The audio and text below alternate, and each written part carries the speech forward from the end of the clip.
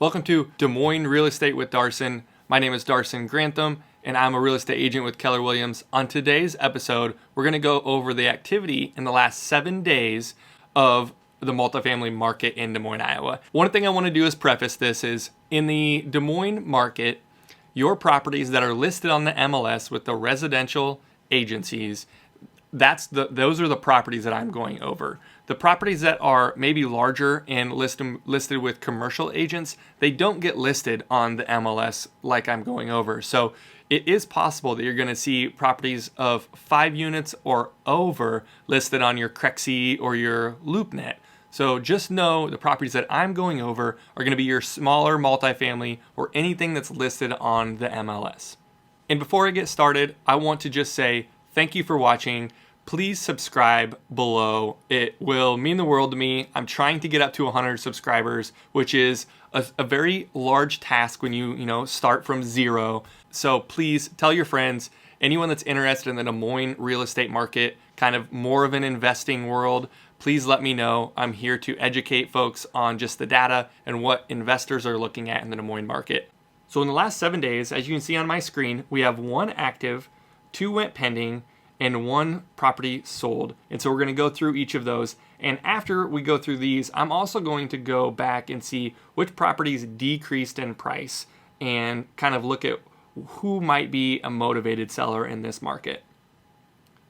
So this property we looked at last week, it went active, and it went active with no pictures, and now pictures are up, and it also decreased price by about $7,000. And I said last week, it looks like the numbers work on this property. My only concern, and I have not been in it, is just the condition of the property. It looks like both units, tenants are paying $800 each, and for a $133,000 property, those numbers work really well, especially because your tenant pays electric, your gas is paid by the tenant, and the water's paid by the owner, which is fairly common in Des Moines. You see that more often than not. I know this owner has not owned the property for very long, only a few months, and I don't think there's been a ton of updates that he's done since he owned the property. I do think he bought it from more of a distressed type sale. I know that he got a very good, he bought it for, I want to say $75,000. And so he got it for a pretty good price. And now he's either going to be, keep it as a rental or going to sell it at that 133 mark. This next property is super interesting to me because what I love about real estate is the arbitrage and like finding the way to get a good deal. And although I don't know if this is a good deal, this property, it was listed for quite a few months and it went off market.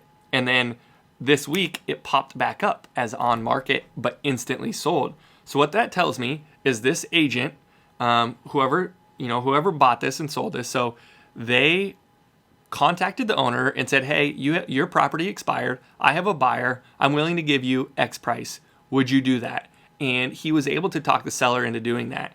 This agent did not have the initial contract with the listing. So the initial listing agent was not able to sell the property. And this agent had a buyer in the wings and was able to make a deal. What that deal looks like, I don't know. We will, just pay attention. This property will show up as sold here in the next couple months. And so if you keep watching the channel, then I will eventually show you what it sold for. But in the time being, this 1020 and 1022 Williams, like I said, I'm going to show you the listing history because this is fascinating to me. I love this. So it was on the market with the previous agent for 193 days and went, expired on 12/15. And then come 1/11 was a new listing and sold immediately. I'll be curious of seeing what he ended up selling it for. It was listed at 215. I would guess most 24-hour sales, that 215 mark, whatever they list it for is usually what it sells for. So I'd be curious if it doesn't end up selling for that. It expired at 215. So I guess I'm not sure what advantage the sellers took on that, if the buying agent brought in a lower deal, because it doesn't look like it, but we will see. And that's what I want to do with these videos, is just watch the market, use some strategy, kind of show you what realtors do to help, get good deals for their clients, or for a listing agent where things either went really well and they were able to get a good price for their property that they listed, or just didn't go well at all. And maybe like this one, this listing agent, whoever listed it for 193 days, they made no money on this property, and then it expired. New agent comes in and is able to get it under contract. So unfortunately, it's looking like, and I don't know for sure because nothing is final. You never know behind the scenes what went on, but it doesn't look like this listing agent was able to get paid on this. The next property is 2510 Forest, and we've seen this a few times. I believe this went pending last week, so I showed it. This property was a duplex. It's a south of Grand house. I think whoever bought it got a heck of a deal on it personally. The kicker is they had to buy this duplex, and they also had to buy the single family house behind it that sat on the same parcel for $120,000, I believe it was. So had to buy two properties for right around three. We'll see what they ended up buying it for. They were listed in tandem and together for about $320. Brought in around, I want to say, $2,500 a month in rent. So nothing spectacular on that aspect, but is in a really good location. The tenants that are in the duplex have been there for quite a few years, and it's a really cool property. So I'm curious to see what kind of deal they ended up getting it for, or if they just bought it for list price, which I think even at list prices is a good buy. And then we had 1825 7th Street, and I never did walk this property. This one sold, so this is final. It would have went pending, a couple months ago. Looks like it went pending 11/9, and it finally is coming up to closing, or it closed. It was listed at 175, and it looks like it sold at 168. So not above asking, not at asking, a little bit below, but nothing that far below asking. And I'll show you this area. This was your kind of River Bend area. Oak Park, River Bend. Okay, so that wraps up all of the properties. So we have one active, two went pending, and one sold this week or in the last 7 days. But what I want to do now is go to a few properties that have decreased price in the last week or two, because I think there's some motivation there for any of you that are really looking to get into a property. I think it'd behoove you to either call me or call your agent and inquire more about these properties. So let me get into those. So here's a list of all multifamily properties in Polk Warren and Dallas County. And as you can see, here's the list date. And what I'll do here is just give you an idea. Days on market. This is from oldest to newest days on market. And what I'm going to do here is these are the three that I wanted to point out. And we looked at them in the past because the owner decreased price significantly, and they've decreased price significantly again. So this property is listed at 260, I believe. Is listed at 300, 18 days, decreased to 280, 10 more days, decreased to 260. So decreased $40,000 in the last month. So that tells me this is something that needs to go for this owner, or there's something behind the scenes that I'm missing. And this was another one of their properties. Again, we'll look at the listing history. In the last 30 days, they decreased by 20 grand. And then the last property, same listing agent, same owner.